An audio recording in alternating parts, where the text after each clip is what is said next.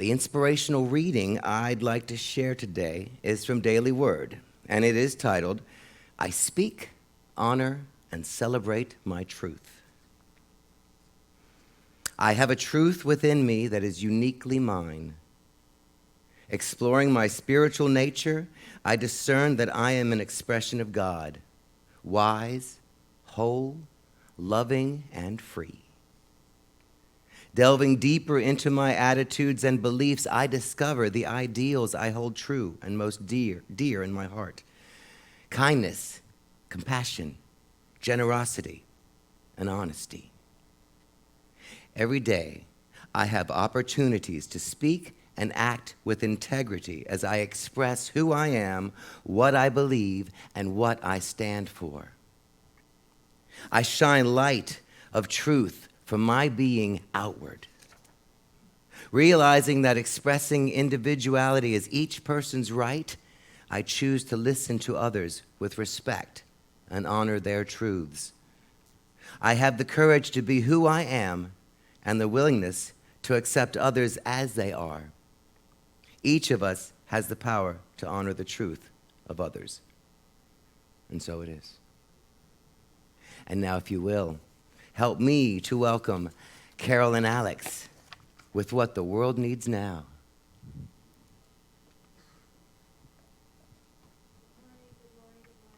Test, test. Good morning.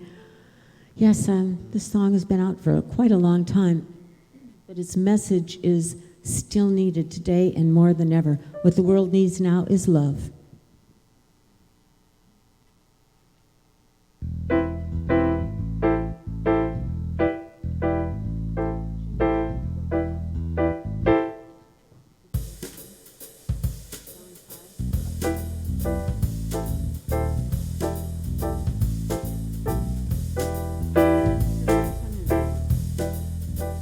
What the world needs now is love, sweet love. It's the only thing that there's just too little of. What the world needs now is love, sweet love. No, not just for some, but for everyone. We don't need another mountain. There are mountains and hillsides enough to climb. There are oceans and rivers enough to cross, enough to last till the end of time. What the world needs now is love, sweet love. It's the only thing that there's just too little of. What the world needs now is love, sweet love. No, not just for some, but for everyone. We don't need another meadow. There are cornfields and wheat fields enough to grow. There are sunbeams and moonbeams enough to shine. Oh, listen now if you want to know what the world needs now is love, sweet love. It's the only thing that there's just too little of. What the world needs now is love, sweet love. No, not just for some, but for everyone. No, not just for some, oh, but just for everyone.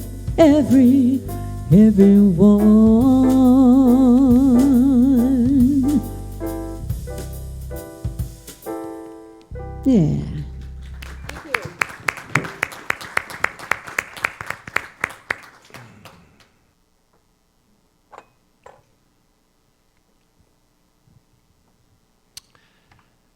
Good morning. Welcome to the temple once again. Today, of course, is our very first Sunday in the month of September. We think of September as the time of year that is somehow the beginning of autumn. Somewhere in this country, autumn is starting. It hasn't shown up in Florida yet, but we hear via the weather forecasters that it will arrive in 4 to 6 weeks. So anticipate it with joy in your heart and enjoy the warm temperatures. Yes. Yes, and in Wisconsin and in Michigan and in Minnesota and Montana, all across the Midwestern countries. So, welcome to all of you. I want to quote from the King James Version of the Bible, from Galatians 5, verses 22 through 24. But the fruit of the Spirit is love, joy, peace, long-suffering, gentleness, goodness, faith. Now, the Revised Standard Version of the Bible put these words together, and it's essentially the same. The fruit of the Spirit is love, joy, peace, patience, kindness, generosity, faithfulness, gentleness, self-control.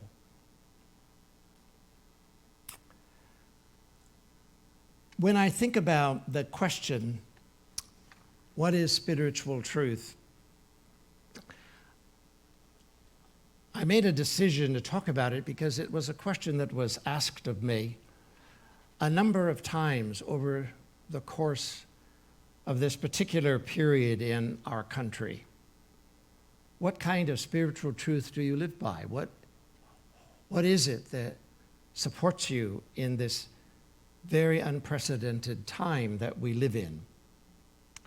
It's a philosophical question, and I want to say up front, there's no way that I'm going to answer it this morning in 15 or so minutes. It's just not going to happen.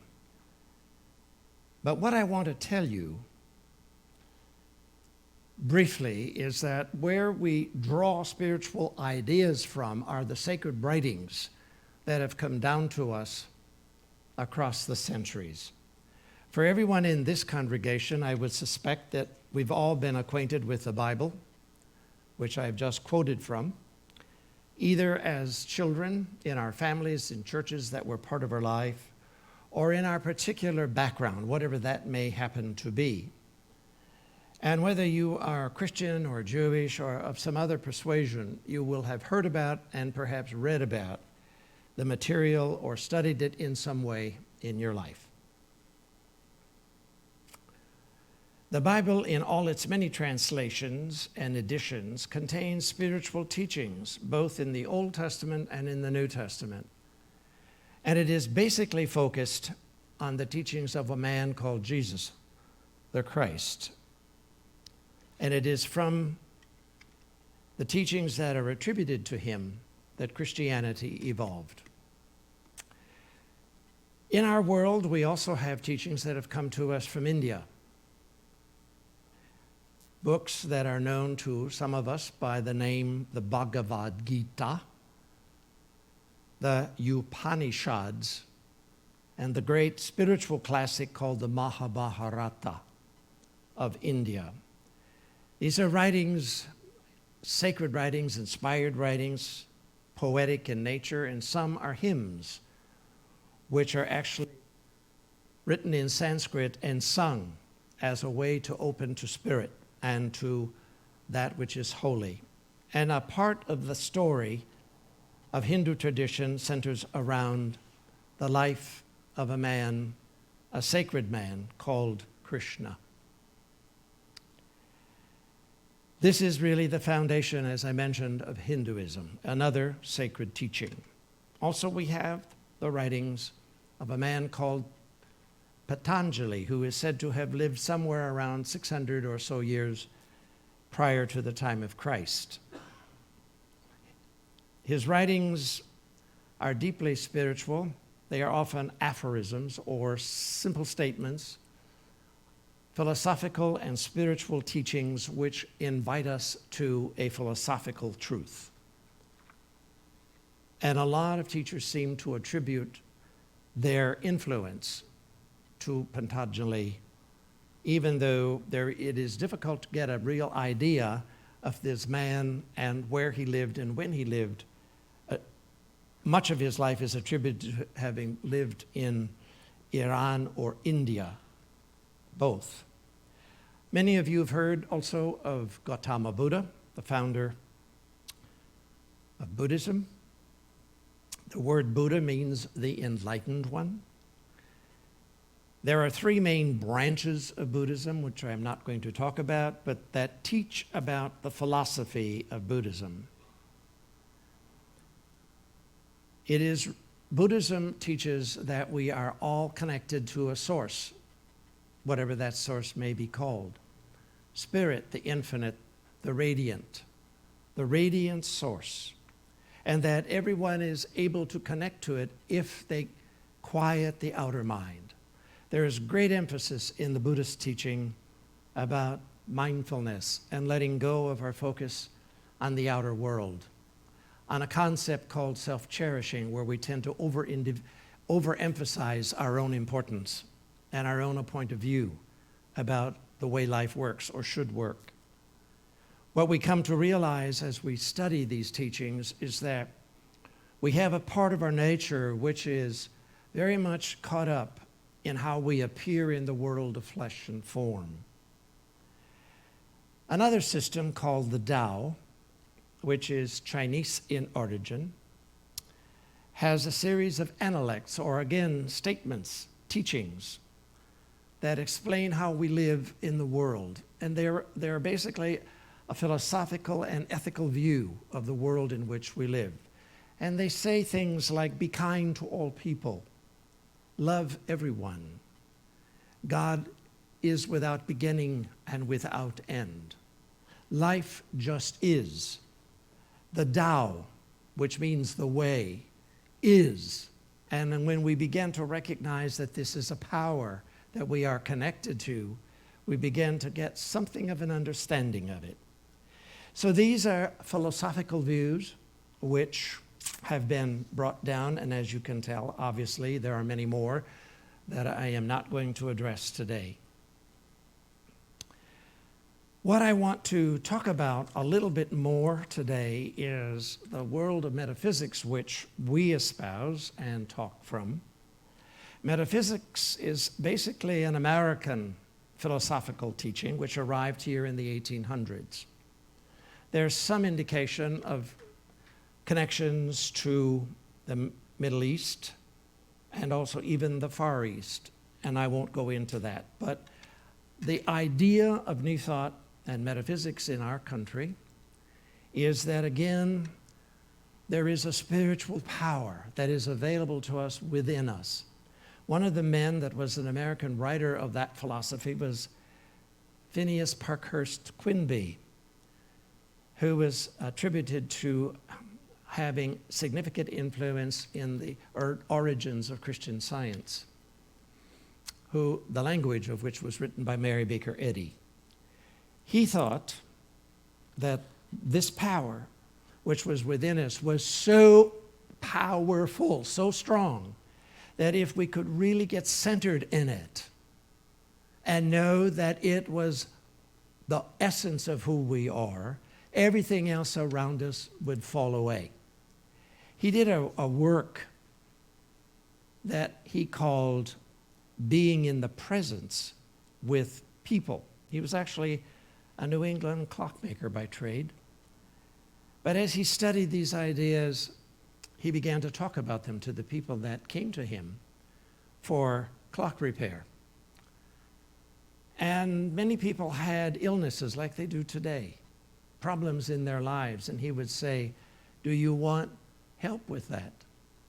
And as he would sit and talk with these people, he would tell them to correct their thinking about their life, to let go of their belief in limitation and in false concepts, to let go of being a victim, to let go of hurt and pain and wounding that they were carrying about unresolved conflicts in their heart and soul. And if they would let that go, the problems with their human body, often in terms of heart trouble and blood pressure and other issues of of the body would rectify themselves. They'd come back into balance. It's not so far from what we now are in a process of discovering in the world of medicine, where we learn that medical men and women are helping us to discover that we have some control over our bodies, that our thinking influences our actions, our deeds, and how our body functions. It's called psychosomatic medicine. I believe that there is a time coming when we will really live our truth more than depend on medication. I have been reading during this time where we've been more sequestered about a lot of men and women who are experiencing healing in their lives of problems that have been lifelong, because they're not focusing outward on what's wrong with me, but getting centered within themselves where they open to something that brings them back into balance. I cannot emphasize enough a spiritual quality that is important to us all: prayer and being loving toward one another. I want to tell you more about this, and we will tell you more about this throughout the month. But I wanted to give you a little bit of the background of where our ideas come from. They weren't just made up. Many of you in this ministry have been acquainted with a teaching that's called the Course in Miracles.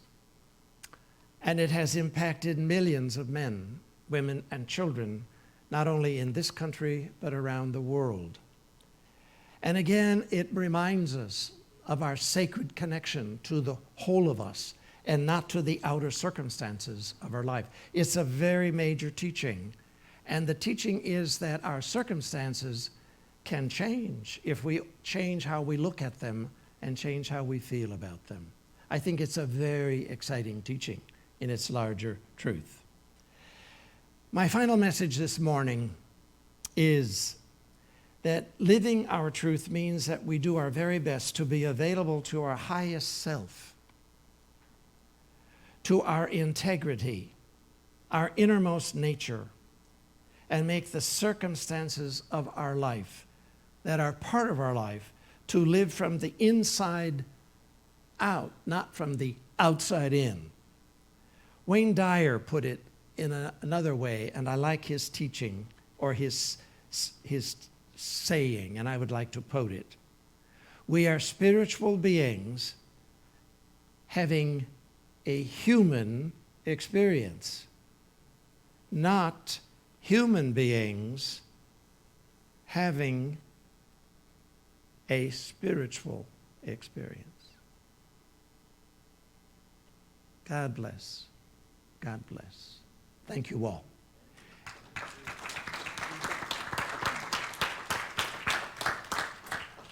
And now we're going to welcome our children today who have been eagerly waiting the return, I should say, of our children's program. And Andrew will bring them forward to welcome them. Please welcome them.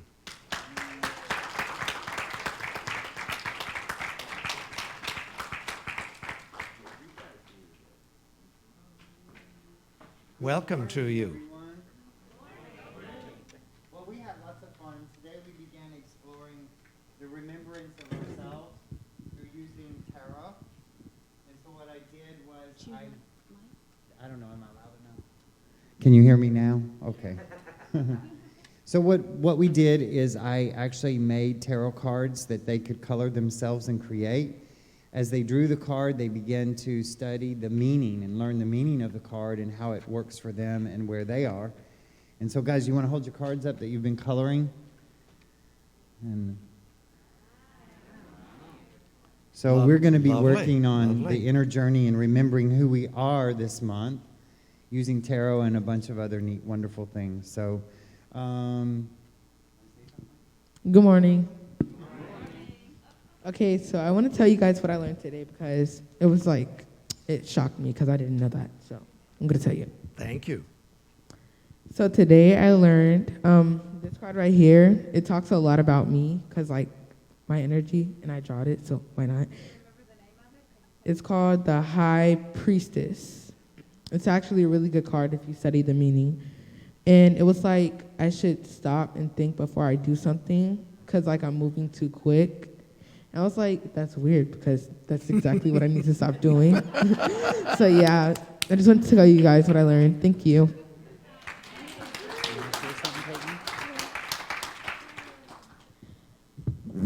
Good morning. Good morning. Okay, so I have a card, and it's this one right here is the Lovers. And basically, what it's telling me that it's expressing my feelings and telling me about my future and like something that's attraction and stuff. And it's telling me how I feel today. And yeah. Thank you. You want to say anything, Karen? No? You want to say anything, Adam? No? Okay. No, they don't want to say anything. Thank you all. Thank you for being here this morning. God bless you. Thank you. And Carol will bring our closing music to our program this morning. God bless you, each one. You may return to your seats. Put another round of applause for the kids. Thank you. Woo-hoo. And also, thank you, Reverend Zemke, for your words today. They're always wonderful. Appreciate it. Thank you. I'd like to mention to everyone that's watching on Facebook and YouTube that our children's church, today's the first day that is opened. And if you have children that you would like to maybe bring down and enjoy the church service while they go back and learn so many wonderful things with Andrew, who is the head of the children's church. Please feel free to do that. If you need to find any information about us whatsoever, our website is www.tlgtemple.org. Please look that up. It'll tell you about the children's church. It'll also tell you about the next 2 months. We've got our bi-monthly bulletin is out, telling about all the events and the classes and the many things that are going on here at the temple. Things are opening up more and more, and if you need any information, please check out the website or give us a call. And now I'm going to do the last song of the day, which is Love is My Decision, and that's the truth.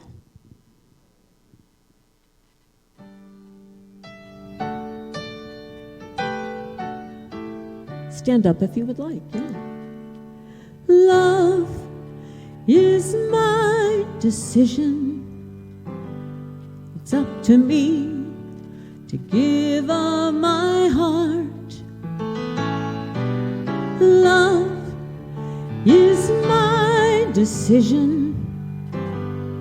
No one else can tell me to start. And once I decide to change my mind, God will show me how.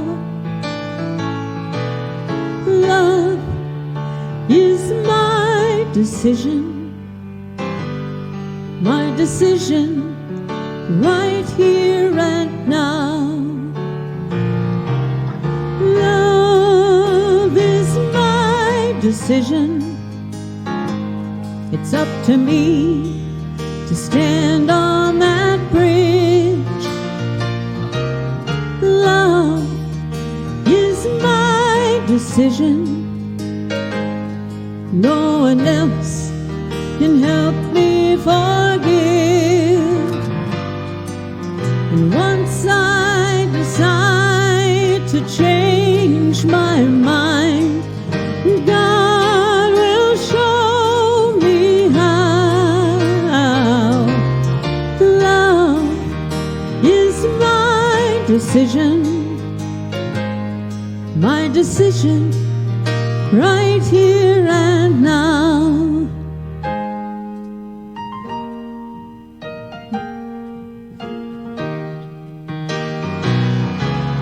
Love is my decision.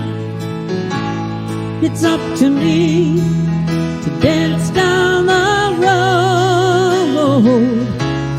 Love is my decision. No one else can lighten my load. And once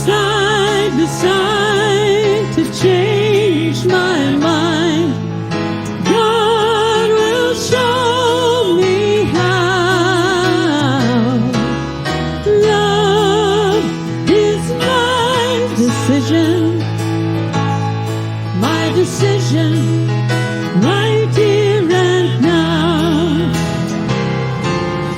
Love is my decision. It's up to me to dance down the road. Love is my decision. No one else can lighten my load. And once I decide to change my mind, God will show me how. Love is my decision, right here and now. My decision, right here and now. Yes, thank you so much, folks. Have a wonderful day. Thank you.